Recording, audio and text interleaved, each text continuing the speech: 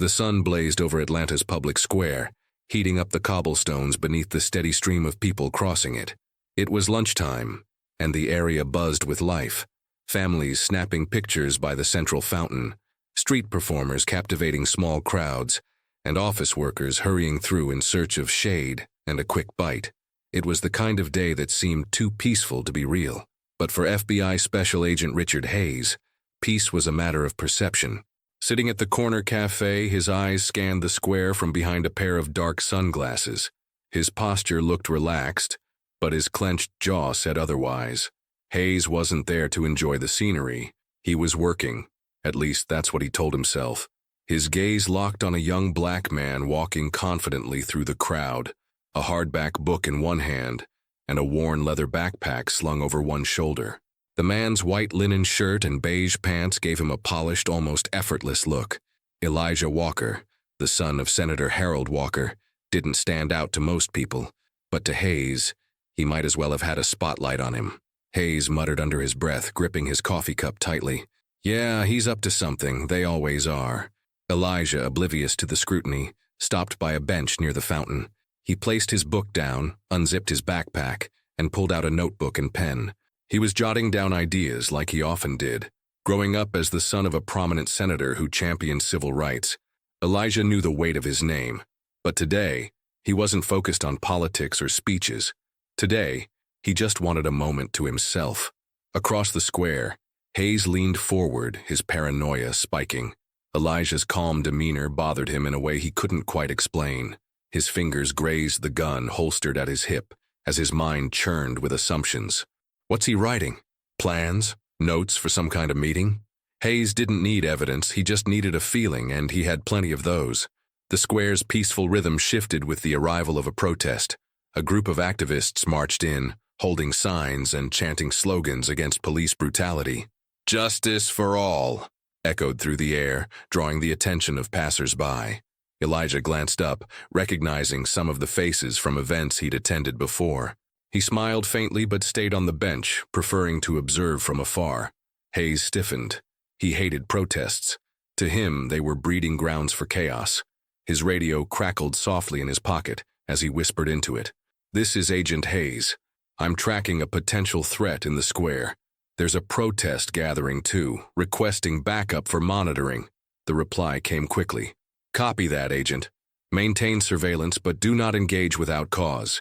Hayes didn't care for instructions that slowed him down. He adjusted his jacket and stood, making his way across the square.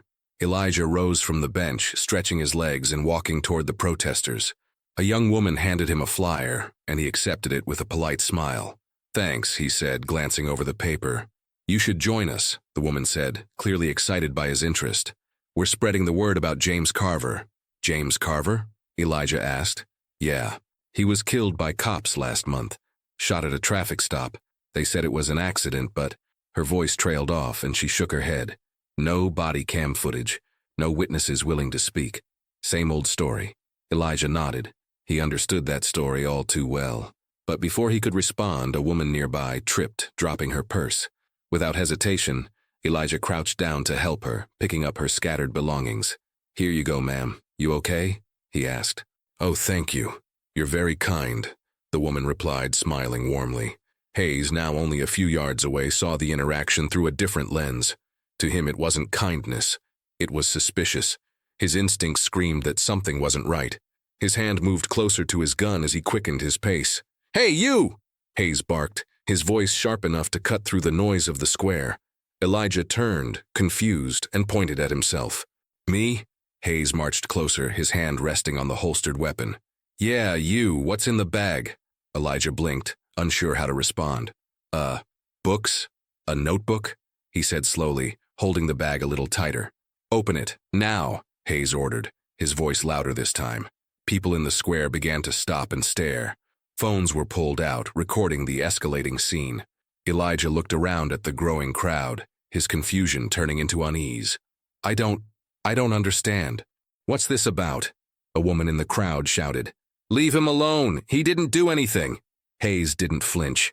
His focus was razor sharp, locked entirely on Elijah. I said open it, he yelled, his tone aggressive. Elijah hesitated. raising his hand slightly in a gesture of calm. "Look, I don't know what you think I've done, but—" "Shut up and open the bag," Hayes interrupted, pulling his gun. Gasps rippled through the crowd. Some screamed, others froze, unsure of what to do. Elijah's eyes widened, his heart pounding in his chest. Whoa, man, calm down," Elijah said, his voice steady but strained. "You don't even know who I am."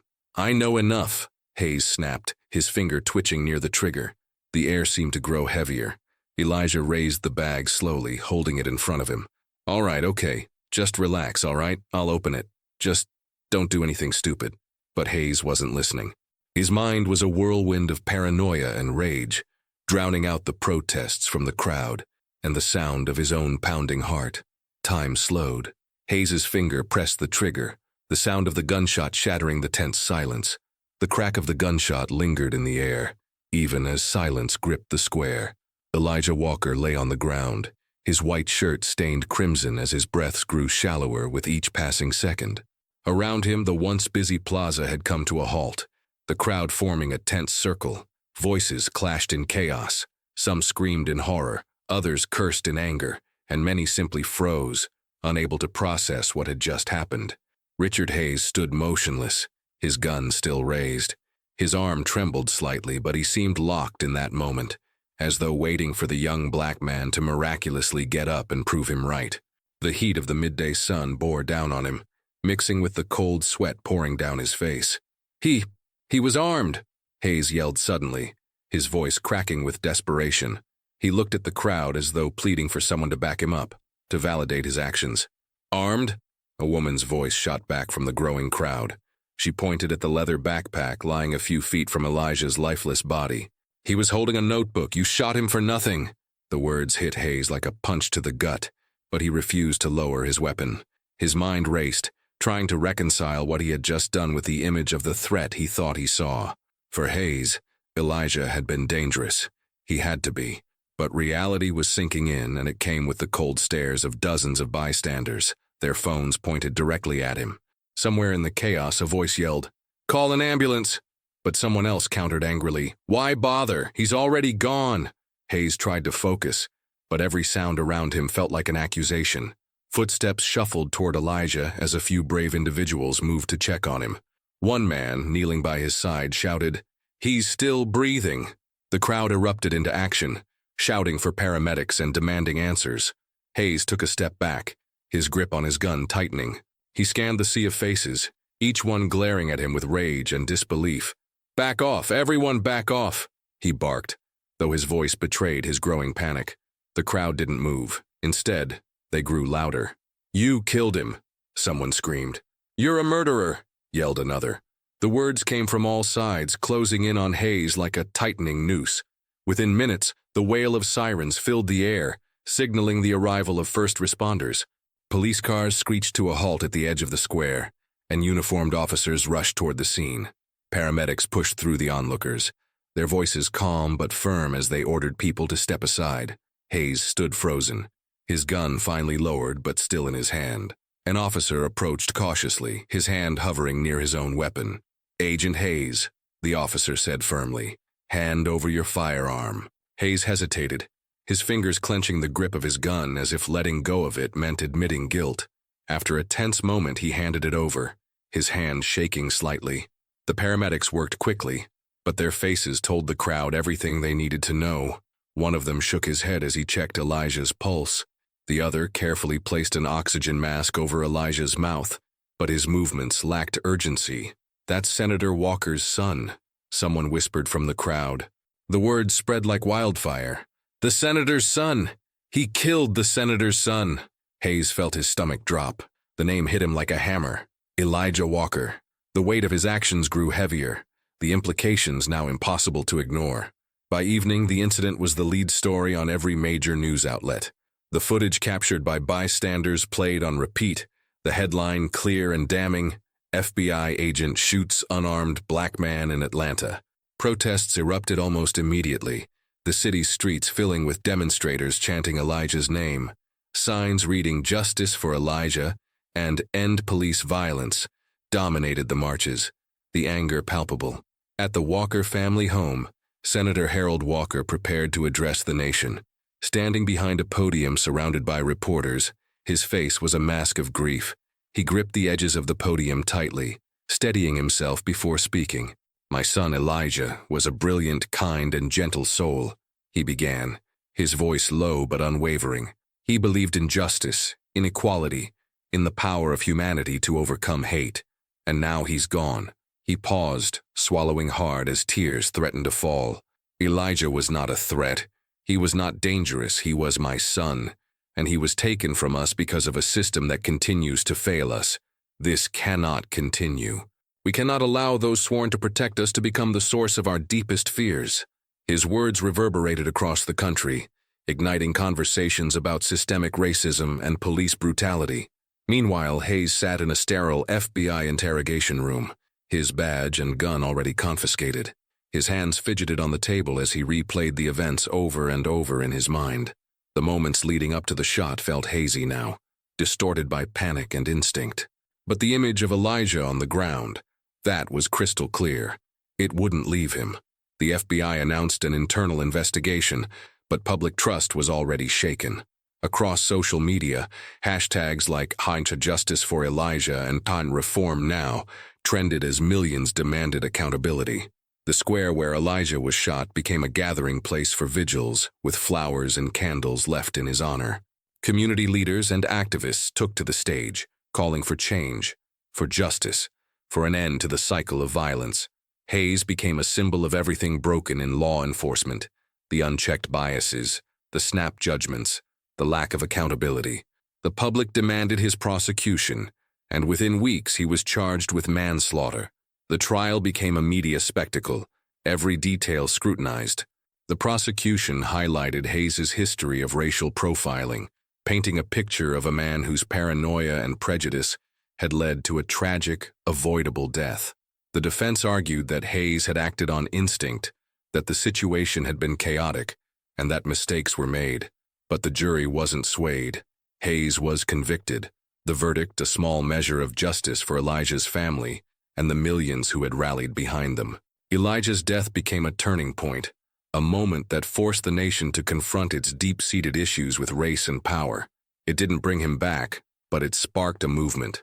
Laws were proposed to increase accountability in law enforcement, requiring independent investigations for officer-involved shootings and mandatory racial bias training. The square where he fell was renamed Elijah Walker Plaza, a permanent reminder of what had been lost, and the work still left to do. In the weeks following the trial, the streets were still alive with the echoes of Elijah Walker's name. His death had become more than a singular tragedy.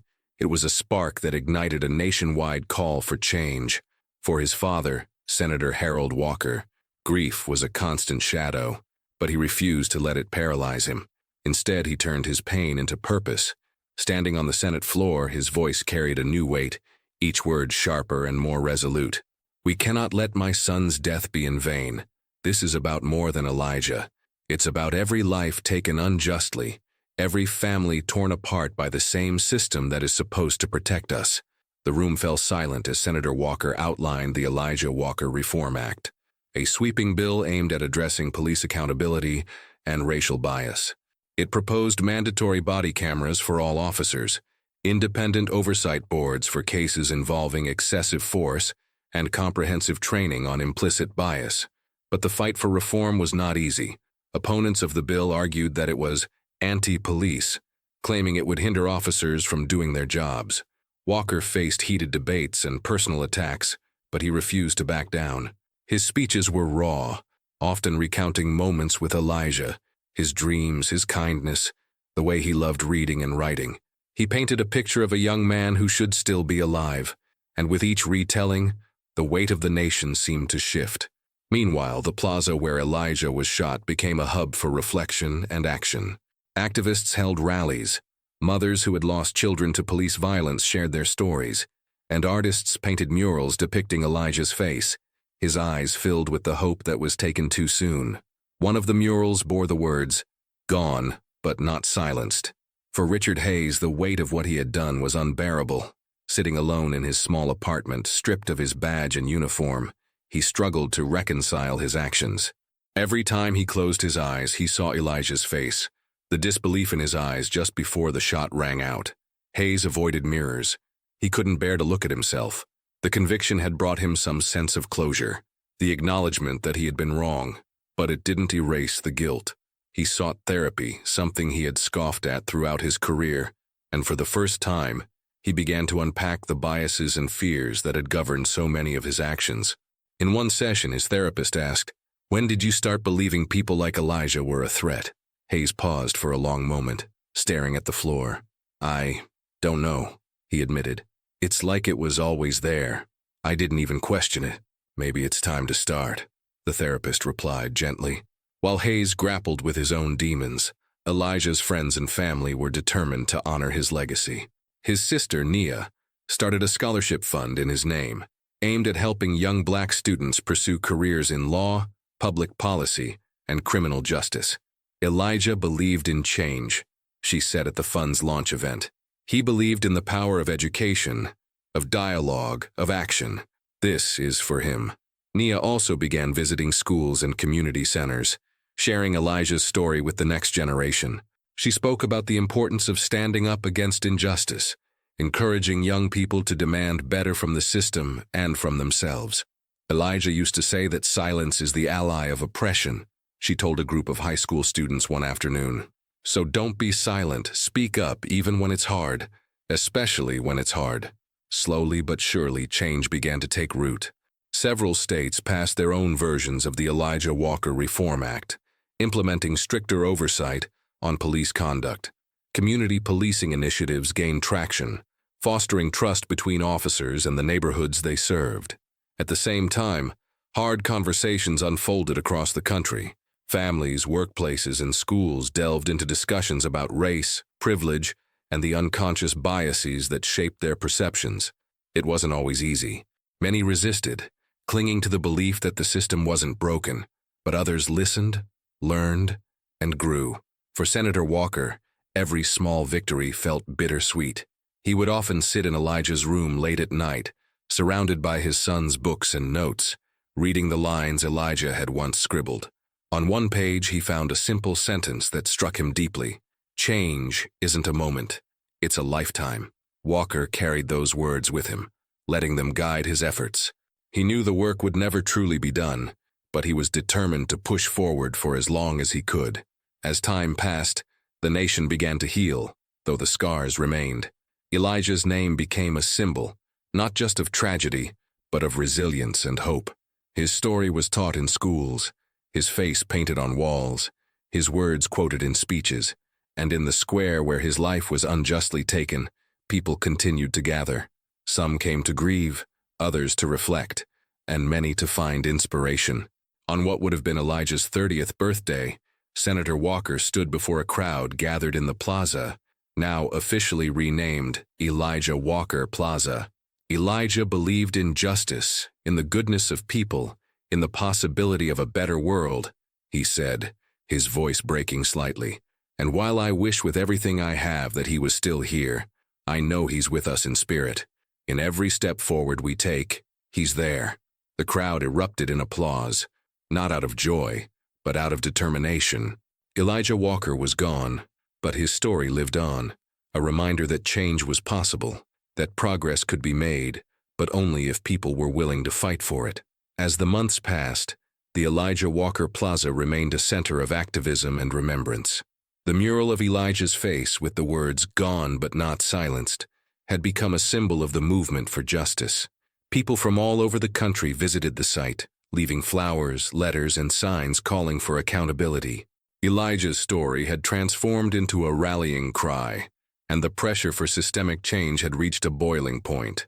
Senator Harold Walker, now a national figure in the fight for police reform, prepared for his biggest battle yet, pushing the Elijah Walker Reform Act through Congress.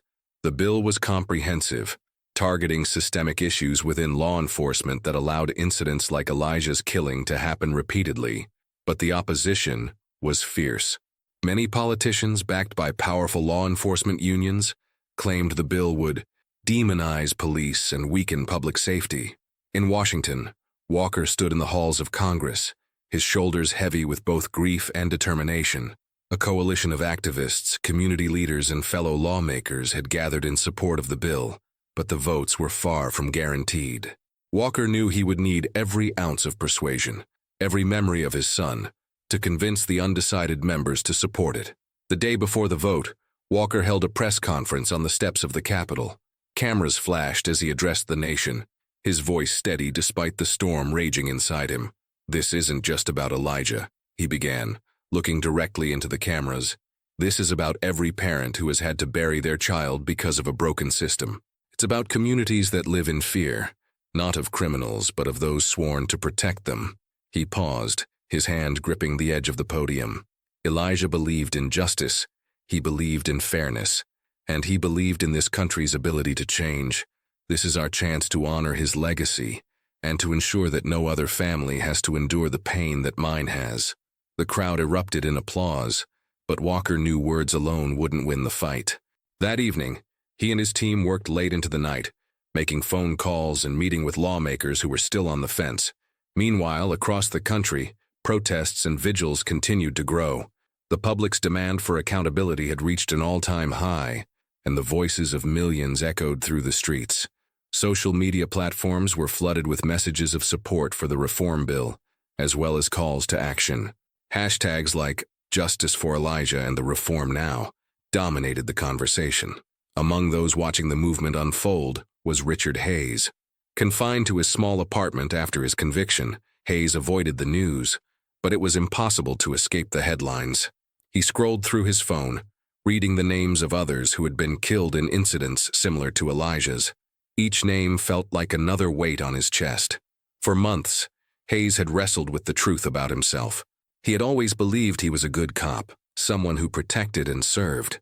But Elijah's death had forced him to confront the biases and fears he had carried his entire career.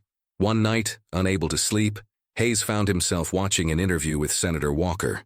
The senator spoke with a quiet strength, his words cutting through Hayes's defenses. "My son wasn't a threat," Walker said. "He was a young man with dreams and potential, taken from this world because someone chose to see him as less than human. We have to do better, all of us." Hayes turned off the TV and sat in silence. The words lingered, gnawing at him.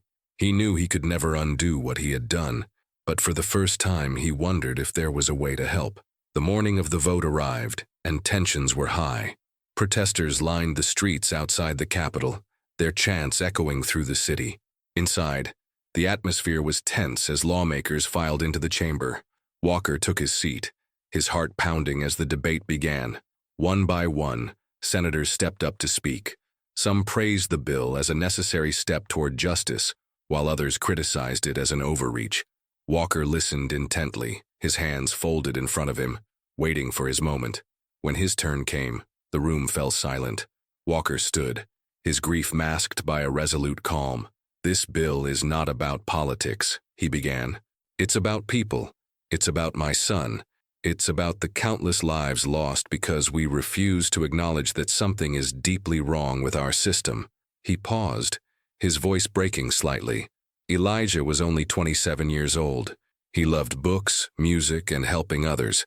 He believed in the power of dialogue and understanding, and yet, his life was cut short because someone chose fear over humanity. Walker's words resonated deeply, even among some of his opponents. The chamber buzzed with murmurs as he concluded his speech. Returning to his seat, the vote was called, and the chamber held its breath as the results were tallied. It was close, too close. But as the final vote was announced, a wave of emotion swept through the room. The bill had passed. Outside, the crowd erupted in cheers and tears. Walker stepped out onto the Capitol steps, greeted by a sea of supporters holding signs with Elijah's name. He raised a hand in acknowledgement, his face a mixture of relief and sorrow. "This is for you, Elijah," he whispered to himself. As the crowd chanted his son's name, Walker knew the fight wasn't over. The bill's passage was only the beginning, but it was a step forward, a moment of progress that honored Elijah's memory and gave hope to millions. The passage of the Elijah Walker Reform Act sent shockwaves across the nation. It marked a pivotal victory for activists, families, and communities who had spent years demanding change. For Senator Harold Walker, it was a bittersweet triumph. While the bill carried his son's name and legacy, it didn't fill the void Elijah's death had left behind.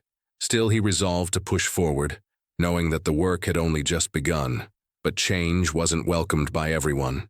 In cities across the country, backlash grew from those who felt the reforms were an attack on law enforcement. Protests erupted from police unions and their supporters, arguing that the reforms placed officers at unnecessary risk. The divide between communities and the police, already fractured, widened further. Walker knew that the fight didn't end with legislation. He needed to bridge the gap, to shift the culture that had allowed such injustices to fester for so long. Against the advice of his aides, he decided to meet with law enforcement leaders in Atlanta, including representatives from the very police department involved in his son's death. The meeting was tense from the start. Seated across from Walker were several high-ranking officers, their postures defensive and their faces hardened. Chief Douglas Reed, a veteran officer with over 3 decades of experience, opened the discussion with a pointed comment. "Senator, I respect what you're trying to do, but you're asking us to do an impossible job with our hands tied behind our backs." Walker folded his hands on the table, his expression calm but firm. "I'm asking you to do your job without taking innocent lives," he replied. The room fell silent. The weight of his words hung in the air, challenging everyone present. "My son wasn't a threat," Walker continued. "He wasn't a criminal. He was an unarmed man trying to live his life, and he was gunned down because of fear and bias. If you can't see that, then you're part of the problem." Chief Reed sighed, leaning back in his chair. "And what do you suggest we do, Senator? You think a few hours of bias training will fix this? You think body cameras will make officers perfect? Policing is messy. Split-second decisions are messy." Walker leaned forward, his voice steady but filled with conviction. "I don't expect perfection, Chief. I expect accountability. I expect humanity. And I expect you to lead by example instead of making excuses." The conversation grew heated, with voices rising and tempers flaring. But amid the tension, something shifted. As Walker shared stories of families shattered by police violence, some of the officers began to listen, their defenses softening. By the end of the meeting, it was clear that while trust wouldn't be rebuilt overnight, seeds of understanding had been planted. While Walker focused on mending divides, Richard Hayes wrestled with his conscience. The passage of the reform bill had only deepened his guilt. He watched the protests on TV, read articles about Elijah's life, and saw clips of Senator Walker speaking about his son with such grace and strength that it made Hayes' stomach churn. One evening, as he paced his apartment, Hayes made a decision. He couldn't undo what he'd done, but he could face the consequences fully. He reached out to his lawyer and requested to speak publicly about his actions for the first time. The announcement of Hayes' public statement sparked intense reactions. Many called it a hollow attempt at redemption, while others demanded he stay silent, arguing that he'd already done enough damage. Despite the backlash, Hayes stood firm. He wanted the world to know the truth, not to absolve himself, but to acknowledge the harm he had caused. On the day of the statement, Hayes walked into a crowded press conference. The room buzzed with tension as reporters whispered and cameras clicked. Dressed in a simple suit, he looked pale and worn, a shadow of the man he once was. He stepped up to the podium, gripping the edges tightly. "There's no excuse for what I did," he began, his voice trembling slightly. "I took the life of an innocent man, a man who deserved to live, to thrive, to continue making this world a better place, and I robbed him of that." He paused, scanning the room. The cameras were unrelenting, their lenses capturing every flicker of emotion on his face. "I acted out of fear," Hayes admitted. "Not fear of danger, but fear of my own biases. Fear of seeing Elijah Walker as a human being instead of a threat. That fear is something I carried with me for years, something I never questioned until it was too late." The room was silent, the weight of his words settling heavily over everyone present. "I don't deserve forgiveness," Hayes continued, his voice breaking. "But I hope that by speaking out, by acknowledging what I've done, I can help prevent this from happening again. If nothing else, let my failure be a lesson." When he stepped away from the podium, the reaction was mixed. Some called him brave for admitting his wrongdoing, while others dismissed his statement as self-serving. But one thing was clear: His words had added another layer to the national conversation about accountability and reform. The climax of Elijah's story wasn't just about a law being passed or a guilty man making amends. It was about the nation reaching a crossroads, forced to confront its history, its flaws, and its future. The Elijah Walker Reform Act became a symbol of progress, but it was also a reminder of the cost of inaction. For Harold Walker, the fight continued. He stood outside the Capitol the following morning, watching the sun rise over the city. In his hand was one of Elijah's notebooks, its pages filled with scribbled ideas and unfinished speeches. One line, written in Elijah's neat handwriting, stood out to him. Change begins with a single act of courage. Walker closed the notebook, his resolve hardening. The fight wasn't over, but he would carry it forward for Elijah and for every life still waiting for justice. Months after the Elijah Walker Reform Act became law, the ripple effects could be seen across the country. Cities and states began adopting measures to address systemic issues within law enforcement. Police departments implemented mandatory body cameras, created independent civilian oversight boards, and introduced new training programs to tackle racial bias. While the changes were a step in the right direction, the road ahead remained fraught with resistance and challenges. Elijah's story had become a symbol of the cost of inaction. Across the nation, vigils continued to be held in his honor. His name was spoken in classrooms, city halls, and courtrooms. His face adorned murals in neighborhoods that had seen their own share of pain and loss. In every corner of the country, people carried his legacy forward, determined not to let his death be forgotten. For Senator Harold Walker, life was a delicate balance between progress and grief. He had spent months tirelessly advocating for reform, meeting with activists, community leaders, and even law enforcement officials who were willing to embrace change. But every step forward came with the reminder of what had been taken from him. Late one evening, Walker sat alone in Elijah's old room. The walls were lined with bookshelves, their titles a reflection of his son's insatiable curiosity and love for learning. On the desk sat a framed photo of Elijah, smiling brightly at a protest rally, a megaphone in his hand. Walker picked up the photo, tracing his son's face with his fingers. A lump formed in his throat, but he refused to let the tears fall. Instead, he spoke softly to the empty room. "We're doing it, Elijah. We're making the changes you always talked about, but I'd trade it all to have you back." The house was quiet, but in that moment, Walker felt a strange sense of peace. He knew the fight wasn't over, but he also knew he wasn't alone. Richard Hayes, now serving his sentence in a federal prison, watched the world move on without him. His days were monotonous, filled with introspection and regret. He spent hours in the prison library, reading books about racial justice history and the very biases he had once been blind to. One day, a fellow inmate approached him, holding a book with Elijah's face on the cover. The title read, "A Voice Silenced, a Legacy Heard." It was a biography about Elijah's life written by his sister Nia.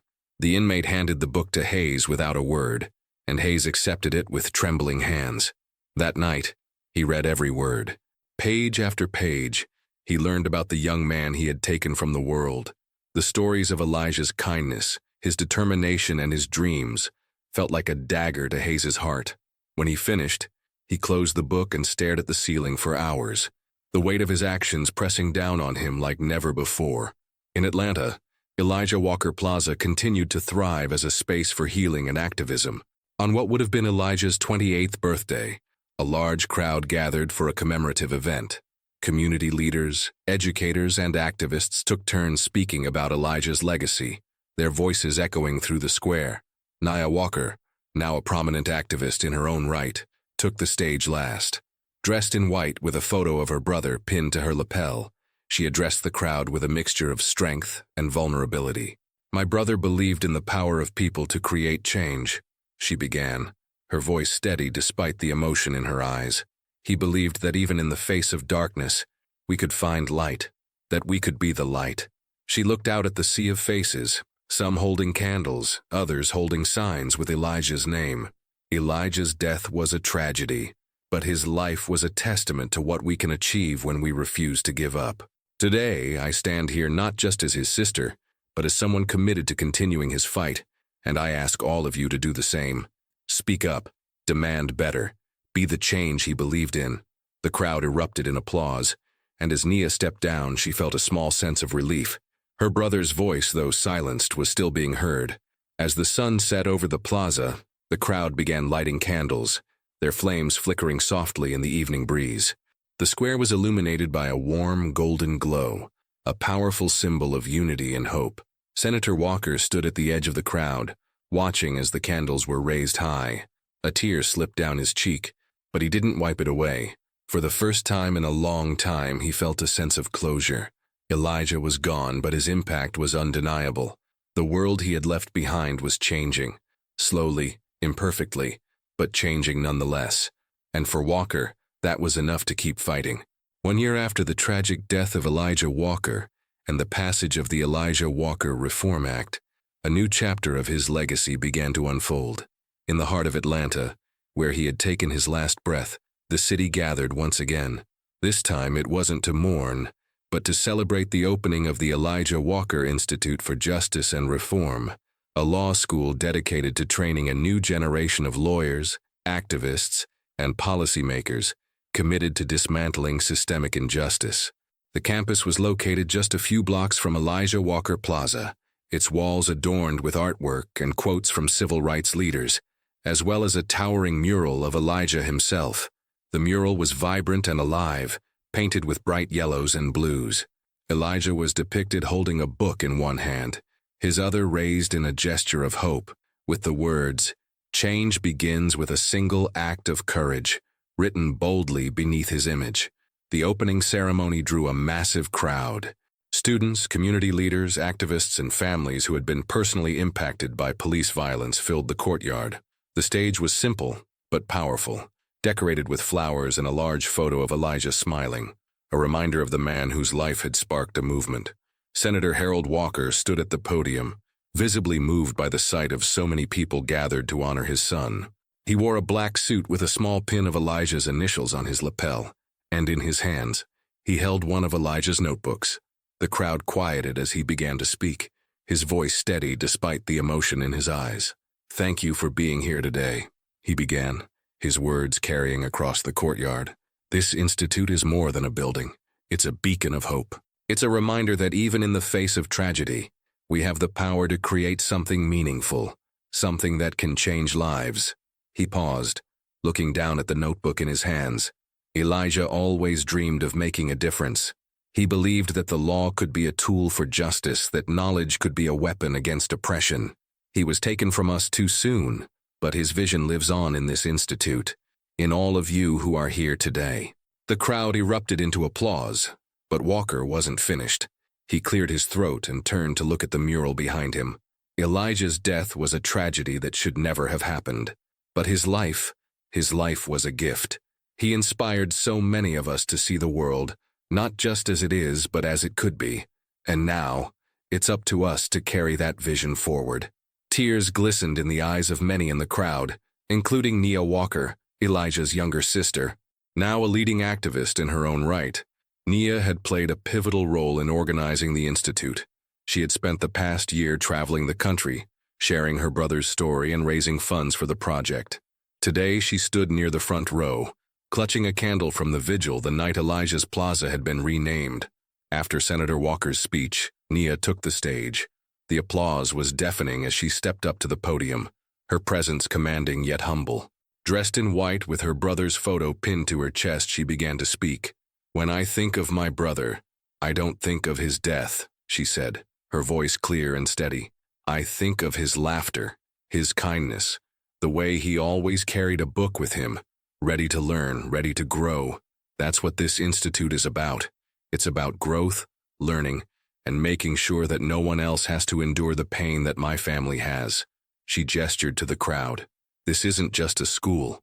It's a promise that we will fight for justice, a promise that we will hold the system accountable, a promise that we will keep Elijah's name alive, not just in our words, but in our actions." The audience rose to their feet, clapping and cheering as Nia stepped down from the podium. Her words, like her brother's, carried the weight of truth and the power to inspire. After the speeches concluded, the crowd was invited to tour the institute. Inside, each room was thoughtfully designed to reflect Elijah's ideals. The library was expansive, filled with books on law, history, and social justice. One corner was dedicated to Elijah's personal collection of books, donated by his family. In the main hallway, a series of plaques honored other victims of police violence, ensuring that Elijah's story was not the only one remembered. Each plaque featured a photo, a name, and a brief story, accompanied by the words, "Say their names." It was a sobering reminder of the work that still needed to be done. Outside, a garden had been planted in Elijah's memory. Cherry blossoms lined the paths, their delicate pink flowers symbolizing both fragility and resilience. Benches were scattered throughout, engraved with quotes from Elijah's writings. One bench read, "Silence is the ally of oppression." As the sun set, the crowd gathered once more in the courtyard for a candlelight vigil. One by one, candles were lit, their warm glow illuminating the faces of those present. Senator Walker and Nia stood together at the front, holding their candles high. The air was filled with a quiet reverence as the crowd began to sing, "Lift every voice and sing," their voices rising in unison.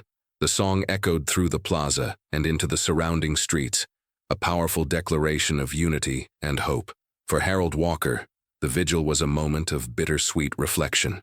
He closed his eyes, listening to the voices around him, and thought of Elijah. He thought of the boy who had once sat at the kitchen table, scribbling speeches in his notebook. He thought of the young man who had walked into that square with a book in his hand, never knowing he wouldn't leave. But most of all, he thought of the legacy Elijah had left behind, a legacy of courage, justice, and the unwavering belief that change was possible. As the vigil ended and the candles flickered out, Walker looked up at the mural of his son one last time. The words beneath Elijah's image seemed to glow in the fading light. "Change begins with a single act of courage." Walker smiled faintly, a tear rolling down his cheek. Elijah was gone, but his voice, his vision, and his fight lived on. Elijah's story, now etched into the fabric of the nation's conscience, is more than a tale of tragedy. It's a call to action. His legacy, built on courage, compassion, and an unwavering belief in justice, reminds us all of the power we hold to create change. Today, the Elijah Walker Institute for Justice and Reform stands as a beacon of hope. It's a place where students are learning to dismantle the systemic injustices that claimed Elijah's life. It's where future lawyers, activists, and leaders are being equipped to challenge the status quo and fight for a world that values humanity over fear. But the fight doesn't end with laws, schools, or even movements. The fight lives in every conversation we have, every time we challenge a bias, every time we stand up for someone who cannot stand up for themselves. Elijah believed that silence was the ally of oppression, and now, more than ever, we must speak up. We must question the systems we've accepted, the narratives we've been told, and the fears we've internalized. Change doesn't happen in a single moment or with a single law. Change is a commitment, a lifetime of courage, compassion, and action. So what will you do? Will you educate yourself about the biases we all carry? Will you support organizations fighting for equality and justice? Will you amplify the voices of those who have been silenced? Will you demand accountability from leaders and institutions? This is the moment to act. Elijah's life may have been taken, but his vision lives on in us. Together, we can ensure that his death was not in vain. Together we can build a future where justice is not a dream, but a reality. As you leave this story, ask yourself, what is your act of courage? What will you do today, tomorrow, and every day to ensure that the world Elijah dreamed of becomes a reality? The time to act is now.